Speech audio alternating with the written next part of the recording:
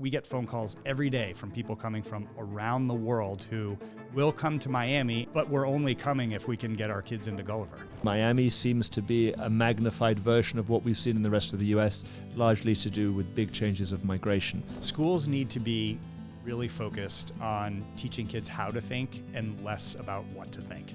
I'm concerned that they're not educating, they're indoctrinating. We need more great schools in Miami. The entire system is set up to have people think that at 3 years old, you need to start earning the A that you're going to need to get into Princeton. Does my kid actually need to live like in a luxury condominium setting for 4 years or have a Michelin chef in their dining room, or dining hall? What are we doing? With the rise of AI and many traditional jobs disappearing completely, how are you preparing Gulliver students for this new world? Here we go. Welcome back to another episode of the Better Decisions podcast. My name is David Siddons, and I'm here today with Simon Hess, who is president of Gulliver School. That's the middle and the high school. And the elementary. And the elementary school, the whole enchilada. This is, I'm going to start with a caveat. This is a podcast that I think is going to be really interesting to families in Miami, both those who are here and those who are moving, because the education system is ever-changing in our country, and Miami seems to be a magnified version of what we've seen in the rest of the US, largely to do with big changes of migration. And we'll get into that. Simon, thank you for doing the podcast. I'm going to start off by asking you to kind of just introduce yourself. Great. But I really want to know, who is Simon? What's your background? Sure. How did you end up here? What do you do now? Yeah, great. Well, first of all, thanks so much for having me. And it's great to be with you today and to connect with our larger Miami community here. So I grew up in Western Massachusetts, a small suburban town. When you picture New England, that's the town that I grew up in. I went to college in the middle of the state, and my big adventure leaving college was to move down to Baton Rouge, Louisiana, and I worked for the boys. Wow! I know. So I worked. So many quick. Like, why? I know. Well, it was back in 1993. The economy wasn't great. I had gone to a Jesuit college, and they convinced you that to those whom much is given, much is expected. And I was interested in being of service, and so I did a program called the Jesuit Volunteer Corps. And I worked at a high school in Louisiana, and I was just agog at the gap between what my high school experience was and what the young people down there were experiencing. It was just absolutely shocking. Elaborate on that. I mean, how? Yeah, so it just, high school for me was a really dynamic place. It was a place where we had highly qualified teachers. There was constant press to think about what comes next. There were a multitude of things that you could engage in, whether it was the arts or athletics or, if you wanted to go deeper into whatever your academic pursuits were. In Louisiana, the high school that I was in was made up almost entirely of students who lived below the poverty line. Many of the classrooms that they were in were completely substandard, both structurally and in terms of the teacher that was in the classroom, somebody who was entirely unprepared to teach them. There was very little academic rigor. Almost no kids who graduated from the school actually went on to college. And so there was just this realization of this deep, deep inequity that existed. And it really motivated me to want to become a teacher. Wow. And so my wife, the girlfriend at the time, had moved up to Boston to go to graduate school. And so I decided to pursue her and pursue a career. And so I went back to the School of Education at Harvard. And then following that, began a career in the Boston Public Schools.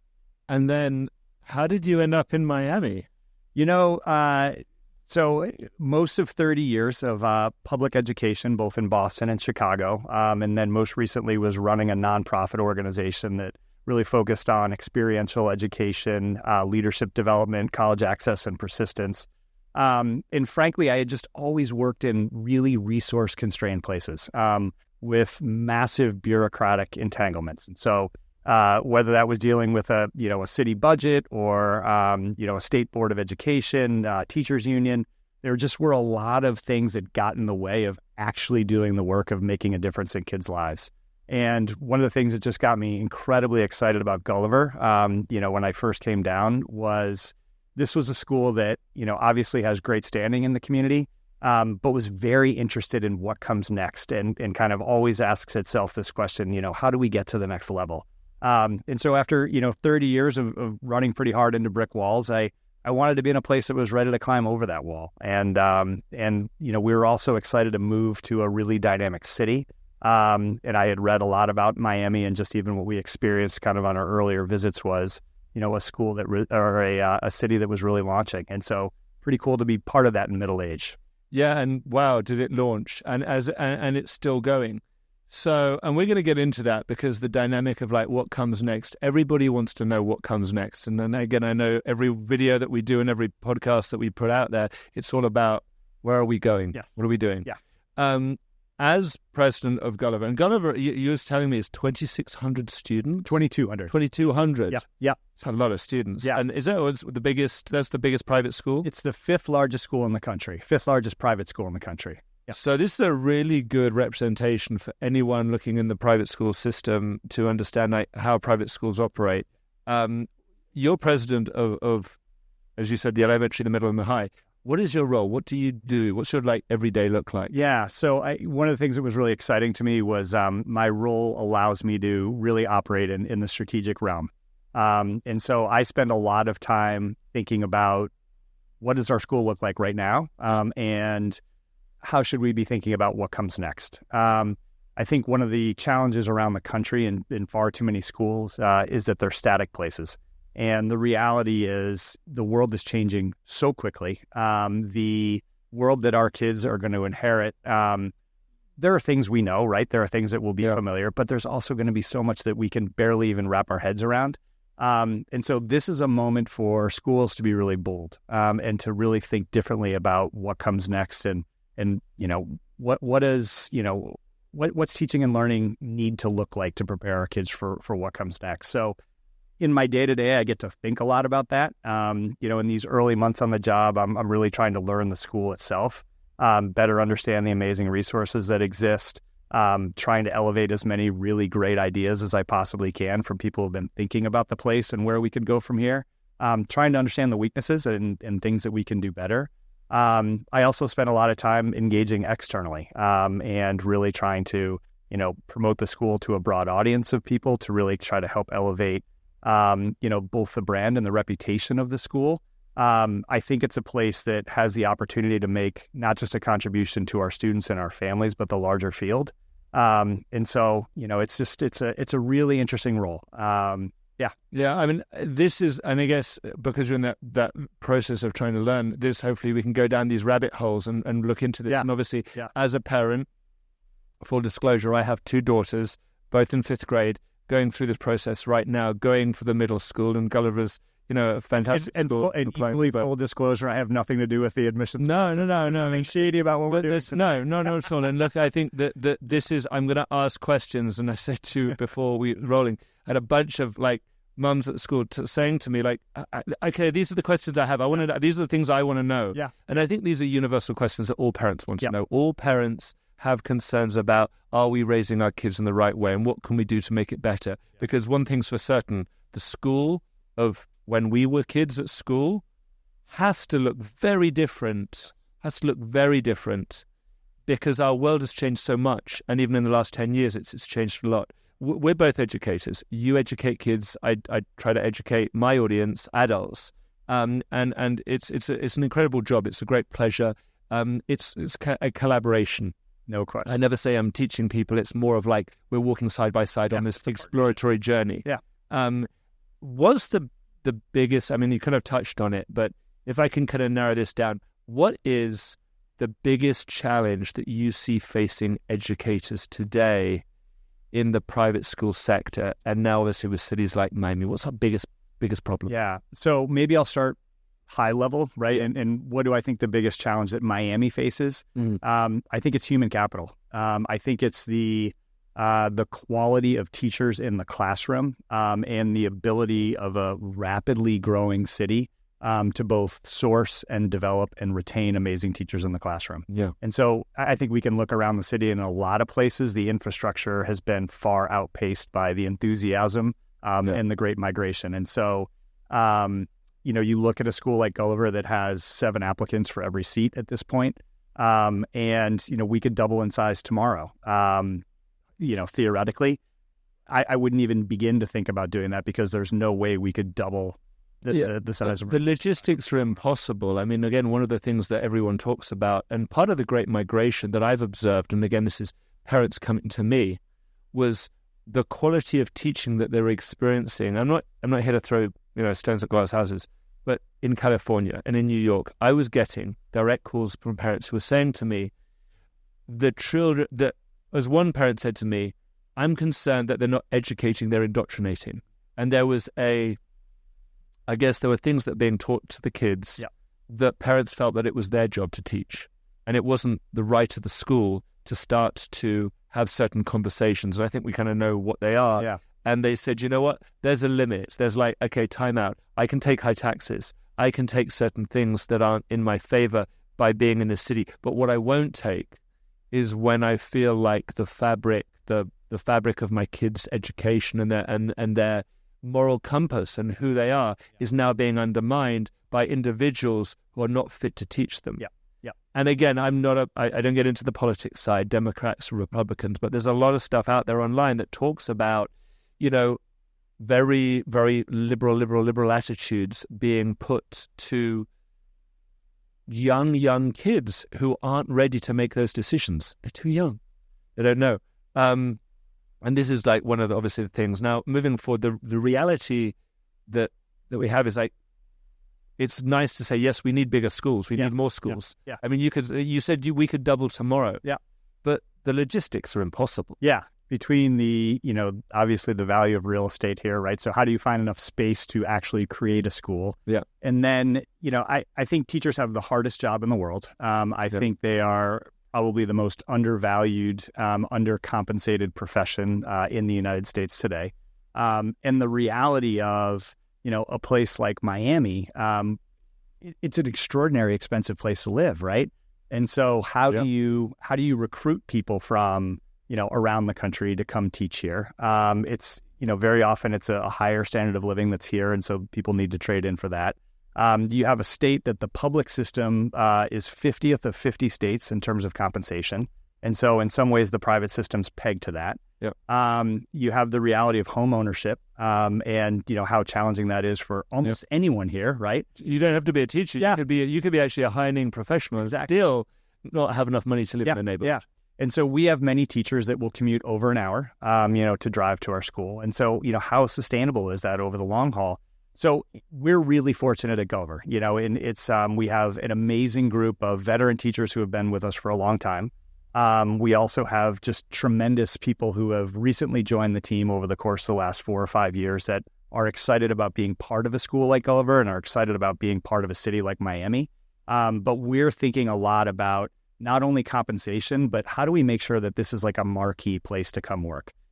Because at the end of the day, nobody's doing this for the money in our field. And even if we boosted everybody's salary by 25% next year, they would love that. But it's not suddenly going to open the gates of some of these neighborhoods for them to live in. But if it's the kind of place where you can come and feel enormously respected as a teacher, have the opportunity to work with incredible colleagues who inspire you, who you can learn from, be part of a school that really is dreaming big and looking to make a contribution to the field. If we can treat you like the professional and the intellectual that you are and leave room for you to pursue your passions, think differently instead of, placing, like many schools, placing a teacher in front of 5 rows of 5 kids each and 25 kids and have you go all day. Yeah. We can think very differently about what the profession looks like. How many teachers do you have in the school? So we have about 350 teachers. Okay. Yeah. And, I think with teachers, and again, we see this, teaching, you want to make an impact. Yep. Any educator wants to make an impact. There's nothing worse than trying to teach something and finding it falls on deaf ears. Yeah. And so how you make an impact, I guess this is leading into the next question, what you start to do differently. So many applicants, and I'm kind of putting here the applicant process, but we know it's a challenge. There's many applicants to each place. Yeah. And the anxiety that builds up with parents is, again, we start to apply brutal. This. Yeah. The transition to the middle school is brutal. Yeah. It is. Yeah. And what would you say, parents watching this, 5th grade parents watching this, what would you say to them with transitioning into the middle school? Because I know what the elementary schools tell us parents. Yeah. Coming directly from you, the president of the school. Yeah. What would you say that parents need to consider as they're bringing their kids in? Yeah. We know we have the SSATs, but there's something else. Yeah. Well, first of all, regardless of what the decisions are from any of the schools that everyone's applying to, your kid's an amazing kid. And I think, you and I were talking earlier, the pressure that we're placing on 10 and 11-year-olds it's completely unfair. And as an educator, it legitimately turns my stomach. Again, this is a little bit of the infrastructure problem in general. We don't like the game, but we have to play it. We have to play it. We need more great schools in Miami, but that's not the problem that Gulliver is necessarily going to solve. And so in terms of the specific answer to your question, to me, it's about fit. It's like dating, right? And, we try to be really clear with people what our school represents and what the mission of our school is. And I think it's really important that people work hard to kind of unpack as much as they can, not just about what we're going to teach your kids, but how we're going to teach your kids. And there should be some differentiation from school to school. Like, people should see the difference in how children are taught in particular. 100%, which is what really the core of this podcast is really, how do we prepare our kids to become good adults? What are we teaching them, and what do we have to be aware of? Right. So for Gulliver, I think what we're interested in families that want to be a part of a school that is really ambitious about teaching and learning. And you and I were speaking to this before. There are some private schools who want kids to test into the top 5% of SSAT, have a 4-point, whatever grade point average. Yeah. And that's kind of their definition of what a successful kid looks like and a good fit for their school. That's great. That's fine. Like, there should be those kinds of schools. At Gulliver, we take a much broader view. Intelligence can't be quantified or measured strictly by standardized tests for what kids' grades are. One of the programs that we're really proud of, we have our EDGE program. Some of our quote-unquote smartest kids are in that program. And they're kids that present learning challenges. They're kids that have diagnoses with things like AD&D, ADHD. If you look at our outcomes and results with those kids, they're absolutely extraordinary. And so I love that piece of our school. We also have kids who are passionate about athletics or the arts or robotics or engineering. And so there's kids that's what they pursue. And then we've got a group of kids who really are like your traditional learners who are just extraordinarily gifted in the classroom. And, they want maximum rigor. They want courses that are going to blow their minds. And so there's a pathway for those kids too. And that's what's so great about our scale. And what I love about that model is it also allows us to serve entire families. And so, you've got 2 kids, I've got 2 kids, but we have families of 5. And how different your 2 kids are. Imagine how different the 5 kids are. Yeah. There's always that joke, isn't it? There's like the youngest, the middle, and the oldest. And the oldest kid is the responsible one, and the middle kid is forgotten, and the youngest kid is like the holy grail of children. Right. Mum and dad just dote on them. So there's the stereotypes. Yeah. And we know. And you're right. I mean, my 2 girls are completely different to each other, and I'm sure you have the same thing. It's just about whichever course, whoever you are, no matter what your characteristics are, what you like, what you don't like, finding passion in anything you do is absolutely key, because if you suck out the passion, then you're not going to be successful. Well, and can you imagine doing that to your 6th grader? Yeah, that's what we as parents can get concerned about, like putting our kids through standardized testing, which we understand. Like I said, it's playing the game. We know there has to be a way for you to figure out how you're going to, take only so many students per year. Right. But to your point, the measurement of what true intelligence is, I mean, we were talking about the ADHD thing. Like, there's a list of people who have and it's literally everybody who invented anything of any worth, whether it's Steve Jobs or Jeff Bezos or Elon Musk or Richard Branson. Yeah. Like, the list is endless. Yeah. And it's just about understanding that the box of education cannot stay the same. Correct. Because our world is not the same. No. And that has to shift. Box anymore, right? And no, it's a box. I don't know what it is, but I mean, one of the questions I have here is that how the world's changing in that transition for education. Yeah. And these are like into these direct questions.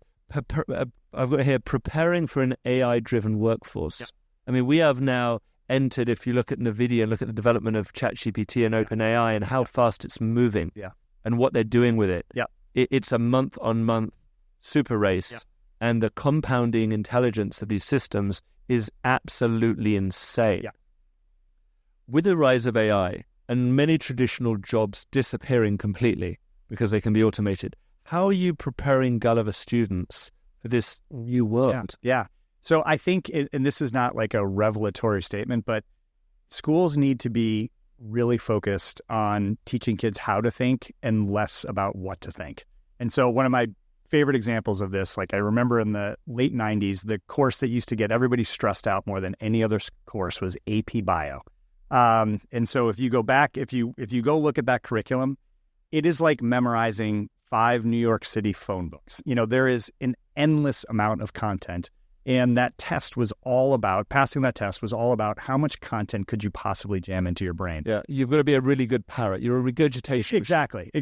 But did you ever actually learn like how to be a biologist or how to think about the impact of biology? Like, right? It was, can you memorize the Krebs cycle? All of the periodic table. I remember having to learn things to a point where it stopped making sense. Right. I was literally memorizing for the sake of memorizing. Right.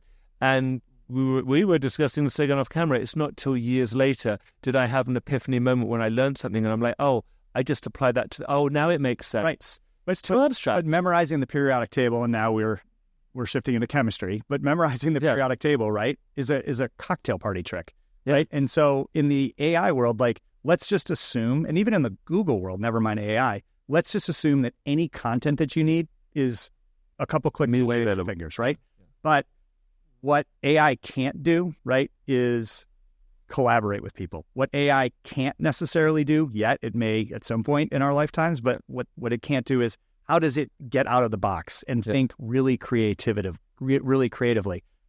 What it can't do is teach people how to be empathetic.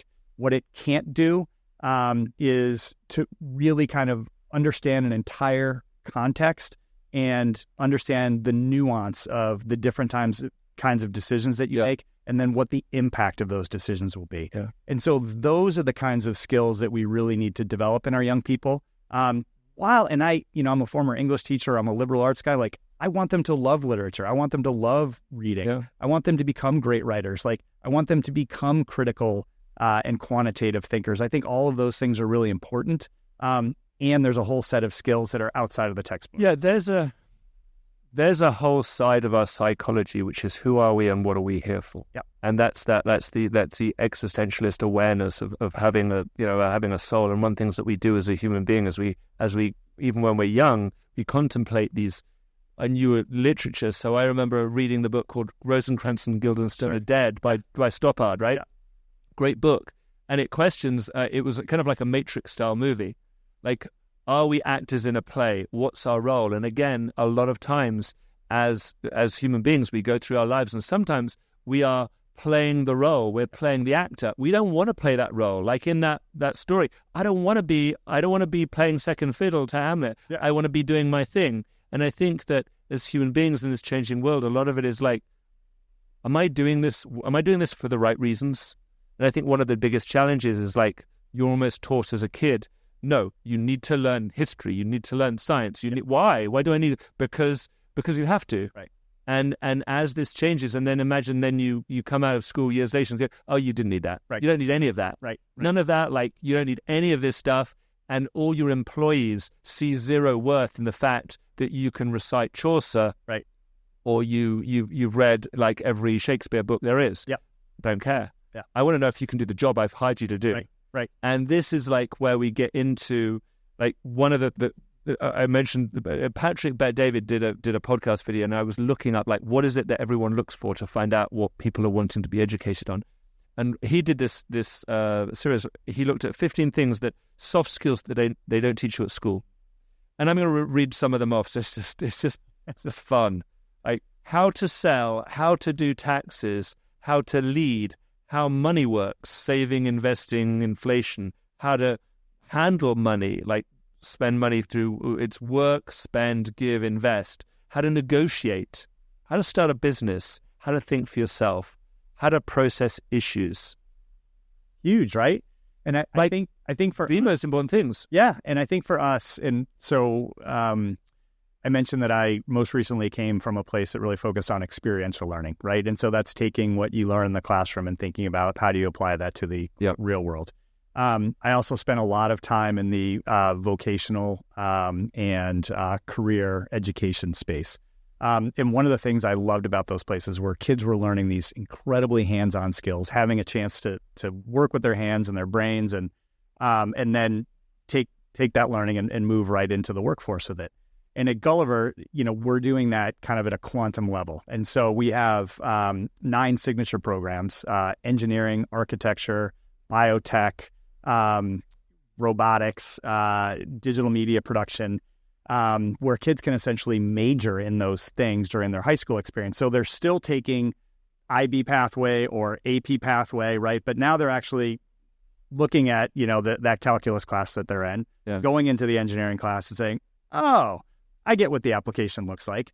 And then not only are they doing that in the classroom, but then they're competing against other schools around the city, around the state, around the country, so that they are developing those skills of, hey, we've got to adapt here in the moment. We've got to, we have an unbelievable entrepreneurship program where we have regular Shark Tanks, right? Where kids do have to learn how to sell. They have to learn how to lead, right? You have Shark Tank events? You have Shark Tank. I think that's awesome. The best, most brilliant ideas come out of these free young minds because they're not encumbered by what you should or shouldn't do. And I mean, every kid's probably sat with a best friend when they were 10 or 11 or 12 years old and said, I'm going to conquer the world. I'm going to do this. And some of them have done. And in fact, interestingly enough, they did a look back on the kids who grew up watching Star Trek.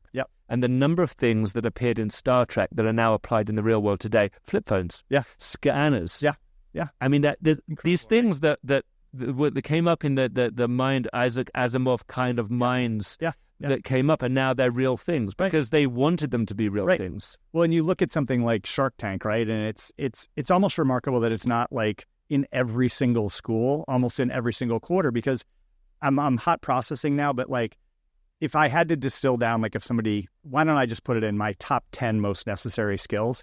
How to persuade others to do something. Right? We're doing it every day. Every day we're persuading. Right. Key skill, right? Whether you're leading others, where you're trying to convince somebody of your point, whether you're trying to parent, all of those sorts of things, like how to persuade somebody to do something, how to get them on your side. Yeah. I don't know if there's a more important skill these days. Yeah. Getting teamwork. Yeah. I mean, you went to Kellogg. Yep. In Northwestern, and there were 3 things that I kind of made notes on here that that you go through and that you learn there, which was I got teamwork, marketing, and innovation. Yeah. I mean, these are key things. You take anybody into any business and say, all right, this guy excels at teamwork, marketing, and innovation. I'm like, you're hired. Yeah. Because you know how to generate business and make money. 100%. Which is so key. And when you look at a place like Gulliver, we have over 500 employees, and teaching and education is incredibly complex, and it is the ultimate team sport. Everybody has to be on the same page, and that's probably the greatest challenge in almost any school is how do you create real clarity about what it is you're doing as a school, develop a sense of cohesiveness among all, 500 of those employees, and then make sure that communication is crystal clear. And so all of that those are the hallmarks of great teams, right? And communication's become one of the pillars of our business world and everyday life that has become 1,000 times, 1,000,000 times stronger than it ever was. The dawn of Facebook, created at school. No coincidence there that this is like a microcosm, perfect environment it's a petri dish of opportunity, right? To grow these ideas and test them. Test them at a small scale. Because if they work at small scale, and Gulliver's not a small school, but at that scale, if it works there, it probably could very well work in the real world 100%. At a much bigger scale. And so you got the opportunity to do that. Now, with that in mind, I mean, I was unwrapping the core message, and I feel like I wanted to go into that, but it kind of feels kind of redundant because I think the core message that you're giving me now is this awareness of education is not the formal way it was. The message that you've got is that, just to read it out, and this is just straight from your website. It's a place where students uncover their passion and potential with successes and challenges, both serving as paths to growth, unique opportunities or experiences. How do you just unpack that and where that came from so it can really kind of help people really process. Yes. I think maybe the most important kind of piece of that is where young people can uncover their passions within the context of success and challenge, right? Yeah. And one of the things that I worry most about for our young people is resilience. We recently and we recently had an alum who's an amazing psychologist who does a lot of work with young people in our community, talking about what he's seeing, both in kids in the kind of K-8 arena, but then also as they go off to college. And what he talked about was how many kids can just be knocked off their horse with a feather. And so we have worked as parents so hard to remove so many of the natural challenges that exist in life. And so you have kids now that they go to ask somebody out on a date, and if they're even willing to do that, by the way, if that person says no, then they can't get out of bed for 2 weeks. We have students who, listen to the A block chemistry, kids talk about how hard the test was, and they decide they're not going to come into school the next day to take the test. If you just look across the board, all of these incredibly important growth opportunities, like you are never going to discover your passion unless you are pushed and challenged and fail and experience success, right? And so it's just anything that you've gotten great at doing, you've been knocked on your tail. Absolutely. There's a saying that at the end of your life, you'll regret the things more that you didn't do than the things that you did. And taking chances and failing is like, to learn, you have to fail. Success often teaches you nothing but bad habits. Right. And I think that you're absolutely right. One of the challenges that I'm just thinking back to personally as a parent is that as kids at a young age are receiving a higher and higher workload, the workload they're not capable of doing, there's too much for them. Yep. So it means the parents have to step in order to get them over the hurdle to pass the test. Right. So from a young age, we're telling them we have to be there with them. We do. And parents have become programmed to say that you always need an A in everything. And so, I grew up in a place where I can remember bringing home a C+, and I think it was in algebra. I remember that it was in 8th grade. The teacher was lousy. She didn't care. And so I didn't care, right? And I remember my parents being so disappointed, but they didn't make a call to the principal to say, the teacher's really lousy, the grade needs to change. They said, you're going to meet people along the way who aren't very good at what they do. You need to decide if you're going to go to their level or if you're going to go to your level. Yeah. So there were plenty of opportunities where I could have gone to somebody and gotten additional help in algebra. There was plenty of opportunities for me to work a little bit harder in that class.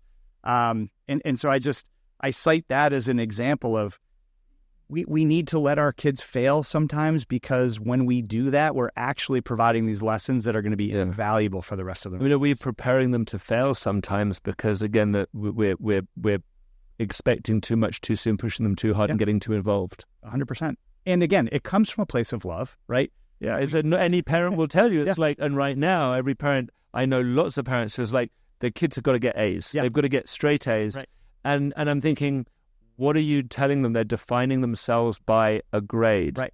And my biggest lesson was, I remember telling you, I set the exam for Oxford and I failed it. Yeah. And I was devastated. Yeah. Best thing that ever could have happened to me. Yeah. And it taught me, you know what? I may not be the smartest, but by God, I will outwork everyone else in this room.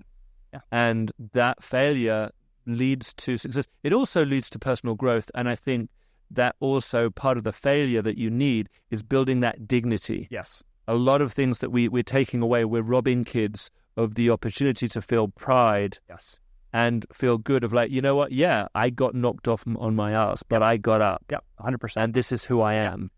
And this gets back to your, one of your early questions about, what would I say to families as kids go into 6th grade? And, the system right now is really fundamentally broken, right? People are starting. I'm so glad you said it. I'm so glad you said it. I went to have coffee last spring with a family who held up a phone. Their child had been accepted and was coming in as a 3-year-old. And they said, why isn't Gulliver higher on this list? And I said, what's the list? And they said, it's the national list of private schools across the country and the percentage of their senior class to go to an Ivy League school. And I said, that's a great list. I said, but Gulliver doesn't solely define the success of its program based on how many of its kids decide to go to an Ivy League school.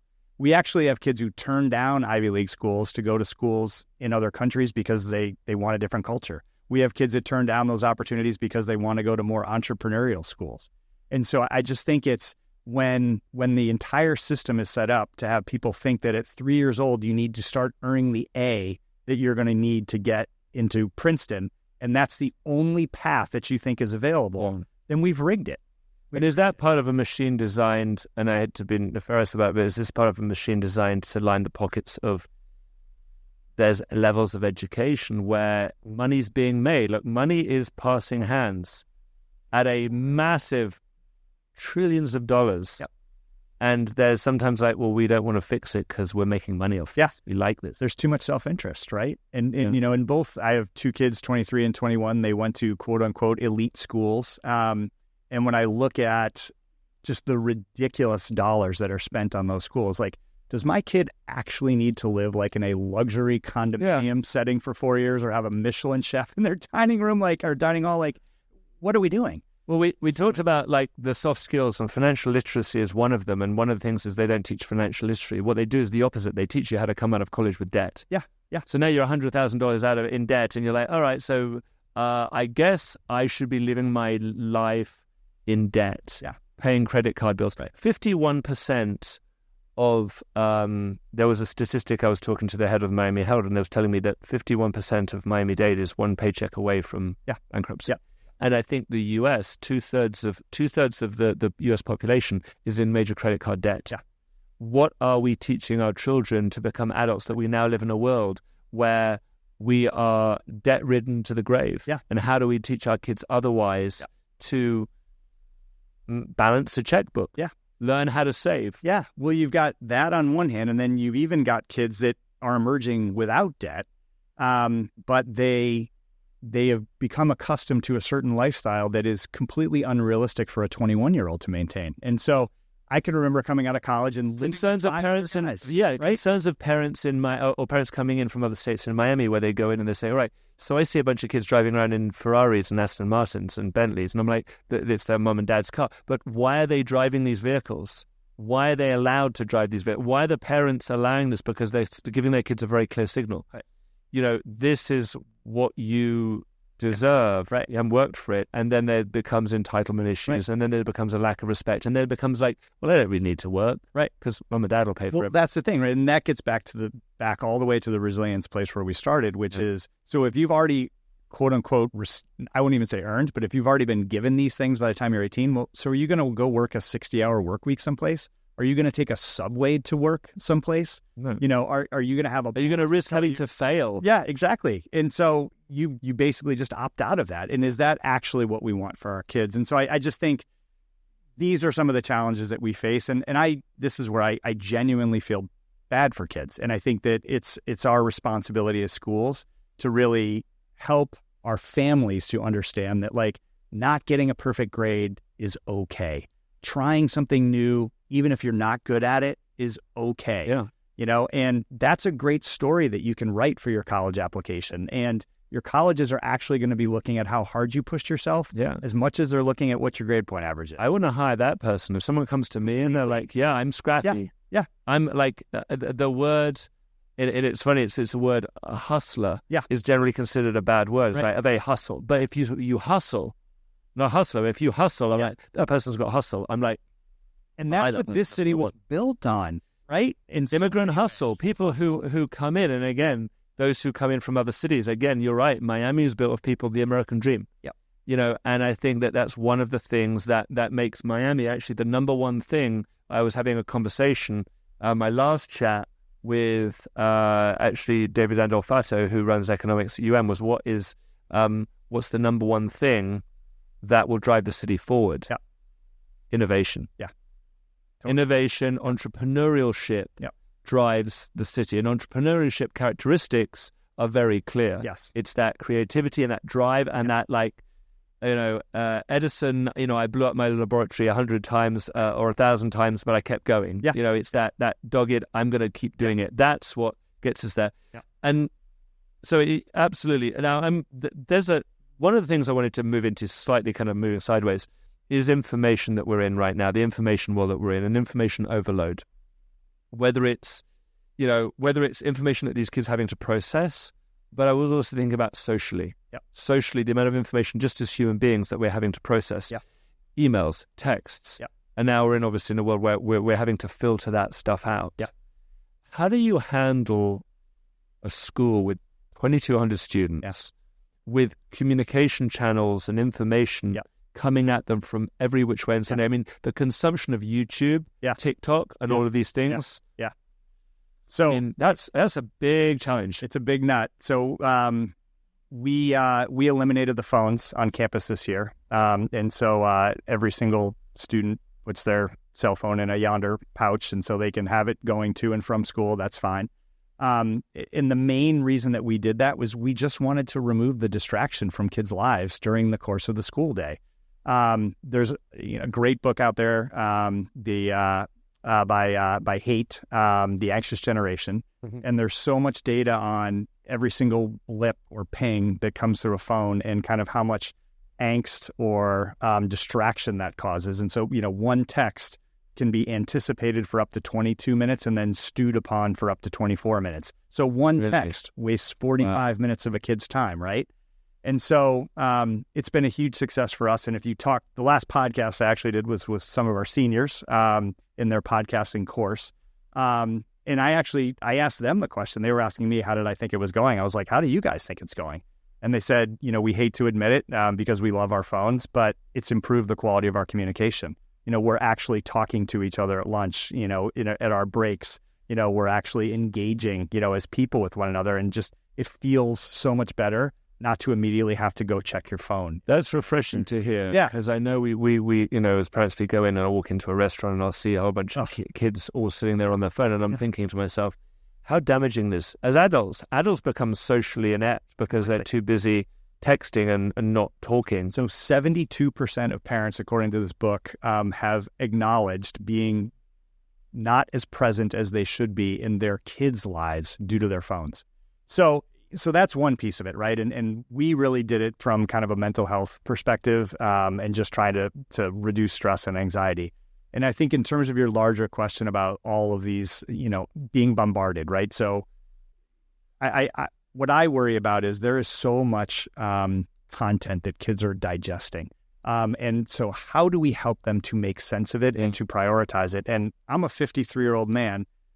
When I look at my inbox, I'm overwhelmed by it, and the number of things. You've still got the same chemical reactions running through your body. Obviously, theirs are more elevated because of they're going through puberty.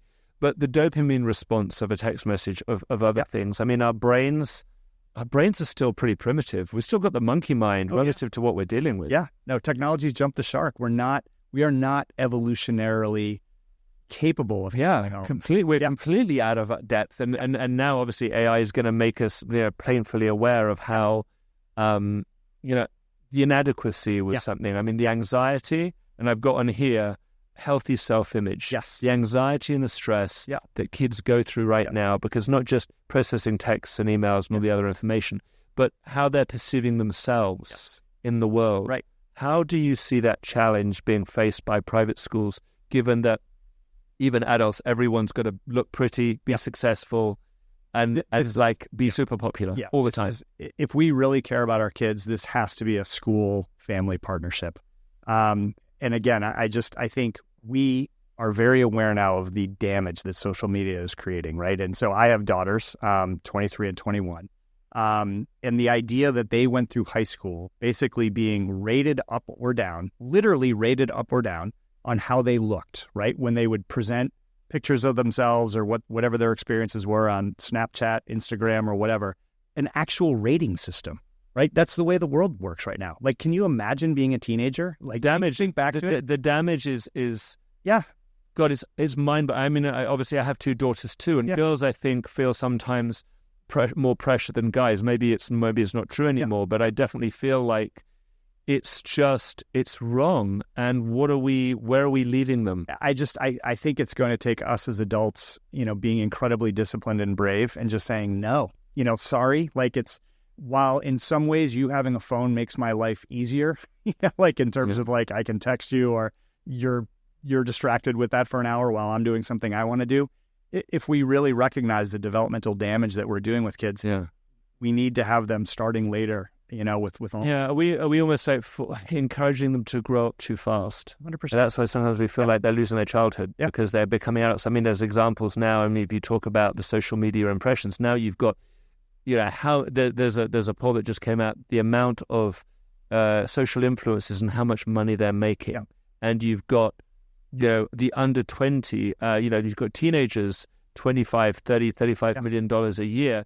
It's kind of like the star child, the things we would see as kids that we would hear about Amanda Burns or Britney Spears. It's like, the fall from grace. Right. Are we setting them up for a fall? I don't think there's any question about that. There's so much that we could keep going into. I want to leave on a positive note because, again, there's a lot of stuff that we can, we talk about that we have concerns. And I think that Gulliver as a school, just to leave everyone with, you obviously at Helm, you're very aware of this. It's refreshing, honestly, and it's heartwarming and positive to sit opposite someone who is in the school system and says, yeah, we do have problems. This isn't perfect, but we are working within a system. You can't turn to us and saying, look, we're one school, fix everything. Right. We're victims in this as much as anyone, but this is what we're going to do. What would you leave with a comment to parents out there who are considering bring their kids to Gulliver and probably maybe wider, bring their kids, bring their families to South Florida and looking at the private school system? Yeah. So I think one of the things that's so exciting for all of us about being a part of this moment in Miami is the kind of community that we have the opportunity to build. And so there is this amazing foundation of people who have been here for generations, and even some who've only quote unquote been here for 20 years, right? And they're, they're almost like the old timers now. But there's this amazing moment to really create and define an extraordinary community that allows this city to really realize its aspirations. And so at Gulliver, we really think of ourselves as a crucial institution in that process. And so we have families that are already here that make enormous contributions to this city. We get phone calls every day from people coming from around the world who will come to Miami, and I'm an entrepreneur, I'm a heart surgeon, I run a PE firm, whatever it may be, but we're only coming if we can get our kids into Gulliver. And so our commitment is to be really a vital component of this larger ecosystem. We recognize our role, which is to provide a great education for the people who are committed to this community. And that's probably number one. Like when we look at the admissions process, the thing we care most about is this family going to be a great fit for the community that we have now? Are they going to be partners? Are they going to really contribute in a way that adds to the depth and the complexity of who we are? And are they going to be on board with the fact that we're going to push their kids? We're going to push hard, and it's not about indoctrination, but it's really about preparing kids for this world that's out there that we know is murky, is going to be complicated, but we want them to be successful, and so that's what we're looking for as a school. And I think again, what is so exciting about Miami as an ecosystem. Thank you for doing this. I'm hearing everything you're saying, and I can see and I can feel the sincerity in your voice.